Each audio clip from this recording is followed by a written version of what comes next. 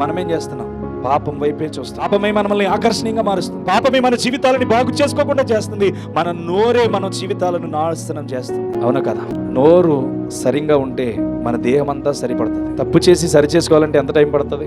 ఎవరో తప్పు చేయలేదు, నీ నోట్లో ఒక వార్త పడ్డది, ఊరందరికీ చెప్పేసాను, అది చేయలేదని తెలిసింది. ఊరందరినీ ఎంక్వైరీ చేస్తే నీ దగ్గరికి వచ్చింది. ఫస్ట్ నువ్వే చెప్పేవా తప్పు సరి చేసుకోవాలి, దొరుకుతుంది. ఏం చేద్దాం? కాళ్ళ మీద ఆడతాం. ఊరందరి దగ్గరికి వెళ్ళి మళ్ళీ చెప్పాలి. వాళ్ళు నమ్ముతారు నమ్మరు? సార్ ఆలోచించండి. ఊరందరికీ చాటింపేసి అయిపోయింది. ఇప్పుడు మరలా అదే ప్రజల దగ్గరికి వెళ్ళి ఏ మాట చెప్తున్నా, అమ్మ అది కాదంట, తప్పంట 10 వాళ్ళ దగ్గర చెప్తున్నా. ఈజీగా అబద్ధాన్ని నమ్మినోడు నిజాన్ని నమ్ముతాడా?